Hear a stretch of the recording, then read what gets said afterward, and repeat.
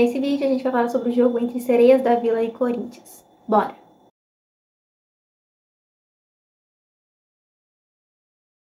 Oiê, eu sou Esther, sejam bem-vindos a mais um vídeo do canal. Como vocês viram na introdução, a gente vai falar hoje sobre o jogo entre Sereias da Vila e Corinthians, Santos e Corinthians, jogo válido aí pelo Campeonato Brasileiro de Futebol Feminino. As Sereias foram derrotadas por 3-1, sob o novo comando do Cleiton Lima, né?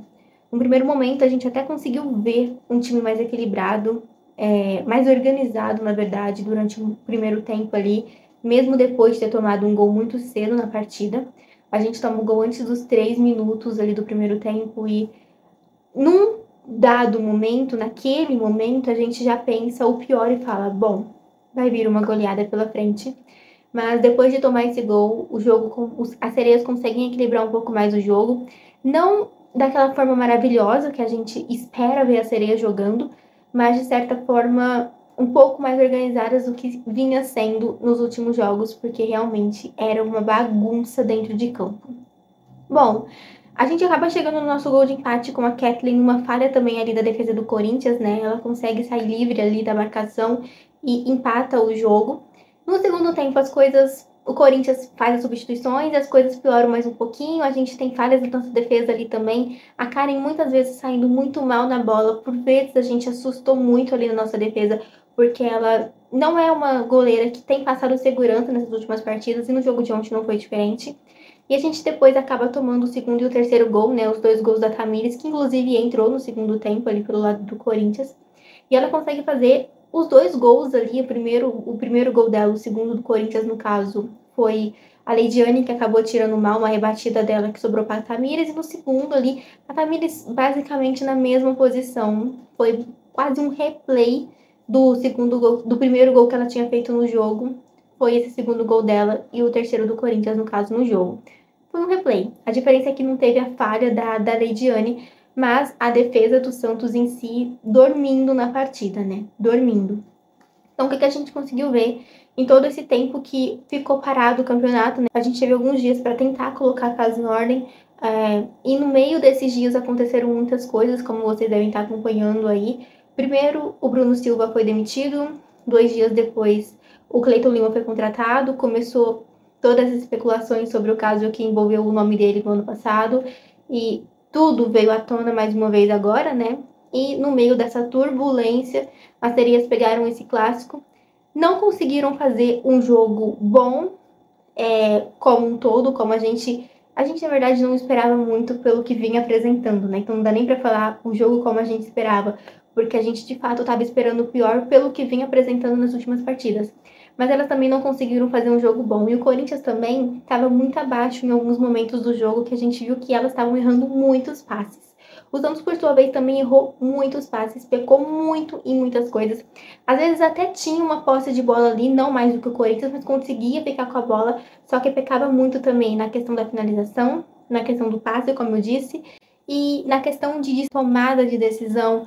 Então, a gente entende que é um time que foi montado do zero, né? A gente tem que pensar nesse ponto também, mas também talvez o momento que tudo esteja acontecendo também esteja interferindo ali nesse futebol das Sereias. Pode ser isso, e talvez isso agora chega como um agravante do que o futebol vinha, do que vinha sendo apresentado nos últimos jogos, porque a gente sabe, desde o início a gente tá batendo nessa tecla de que o futebol da Sereias tá assim porque é um time montado do zero ali, basicamente. Dá pra contar nos dedos quantas jogadoras do ano passado permaneceram para esse ano.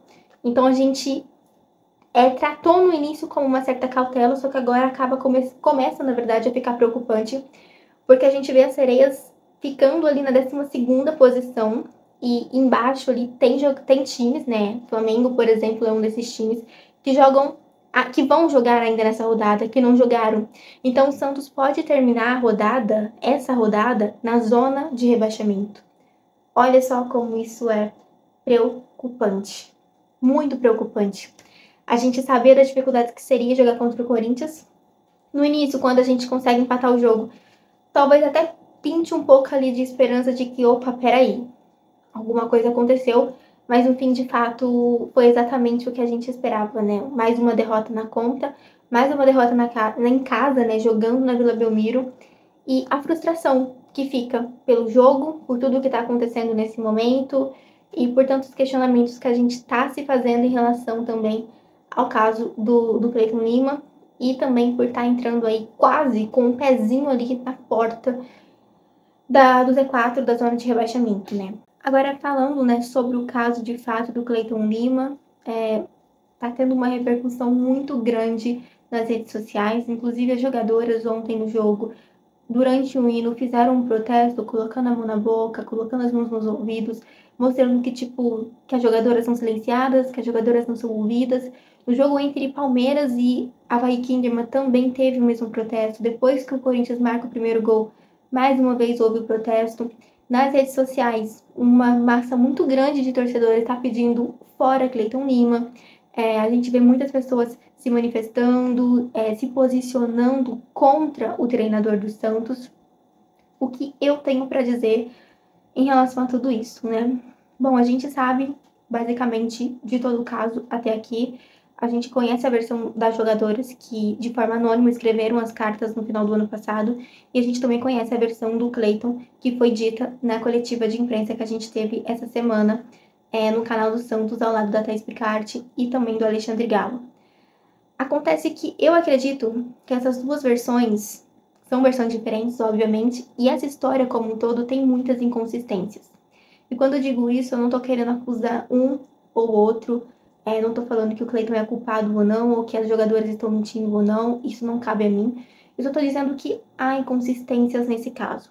Por exemplo, Thaís Picarte disse que o Santos averigou toda a questão, né, todo esse caso, procurou as jogadoras envolvidas e, enfim, acabou constatando que o que foi usado foram argumentos frágeis e que isso manchava a história do Santos. E depois dessa coletiva que a gente viu, foram as jogadoras se pronunciando e falando que não foram procuradas pelo Santos em nenhum momento. Essa é a primeira parte da inconsistência, né? O Santos fala uma coisa e essas jogadoras falam outra. E como não houve uma investigação de fora e o Santos fez essa investigação e ele não fala a forma que isso aconteceu e a forma que foi dita na coletiva de fato não condiz com o que as jogadoras estão falando, essas jogadoras que se posicionaram no Instagram, né, falando que em nenhum momento foram procuradas pelo clube, por ninguém do clube, esses questionamentos vão continuar surgindo. E eu acredito que os questionamentos, eles são muito válidos. Eu acho que a gente precisa sim questionar. Por que tem essa inconsistência? Por que a Thaís Picarte disse que procurou as atletas, né, que o Santos procurou as atletas, sendo que... E por que essas atletas falaram que não foram procuradas pelo Santos? Quem é que está mentindo? Esse tipo de questionamento é válido. O que a gente não pode fazer é, nesse momento tão delicado, começar a apontar dedos. Porque, assim, existem dois grupos aí que estão apontando dedos para lados opostos. Existem aqueles que acreditam na palavra do Cleiton Lima, de que ele disse que é inocente, e estão apontando o dedo para as jogadoras, dizendo que elas são mentirosas. E existe aquele outro grupo que está do lado das jogadoras, e estão apontando o dedo para o Cleiton Lima e dizendo que ele é culpado. Onde eu estou nesses dois grupos? Em nenhum. Porque eu não vou me comprometer a esse ponto de simplesmente, sem saber de fato o que aconteceu, sem ter nenhum contato com o Cleiton, com nenhuma das jogadoras envolvidas, vir aqui e escolher um lado só, enfim, para falar que eu escolhi um lado. Isso não faz parte de mim, eu não sou o tipo de pessoa que vai julgar a outra ou o outro simplesmente baseado no que eu ouvi falar e no que eu li na internet. Não, eu não vou fazer isso. Eu acredito que a gente tem que ter sim um pouco de sensibilidade nesse momento para tratar esse caso, porque assim, não adianta a gente ser hipócrita também e falar assim, o Cleiton Lima na entrevista disse que é inocente, então ele é inocente e as jogadoras estão mentindo. E também a gente não pode, do outro lado, falar, as jogadoras falaram que foram assediadas sexual e moralmente, então elas estão falando a verdade e o Cleiton Lima é culpado. Porque tá vendo? É muito extremista isso. É muito extremista. O que a gente espera mesmo é que a justiça seja feita e quem estiver mentindo nessa história esteja de fato punido. E o último questionamento que eu faço é: precisava disso?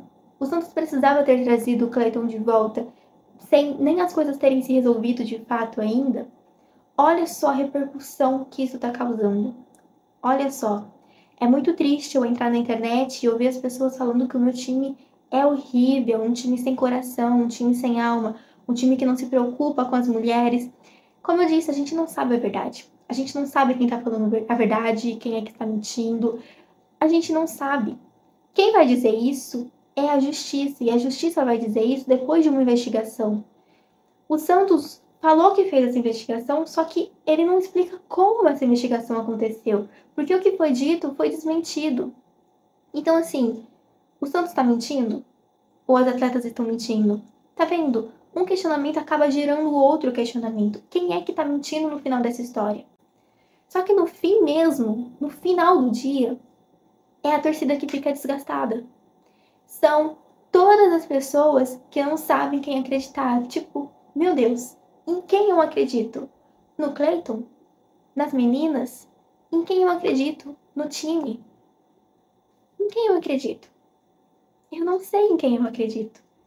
Porque, como eu disse, eu não sei o que aconteceu. Não tem como eu escolher um lado e eu também não vou escolher um lado. Só que o Santos também precisa se posicionar em relação a esse assunto. Não é simplesmente dizer tudo o que tinha para ser dito foi dito na coletiva. Ok, mas a coletiva não ficou clara. Então, por favor, falem mais. Falem como foi feito toda essa investigação, como esse caso foi apurado. Só falem. Só falem, porque tá muito desgastante toda essa situação. Tá muito desgastante. É isso, gente. Beijo pra vocês.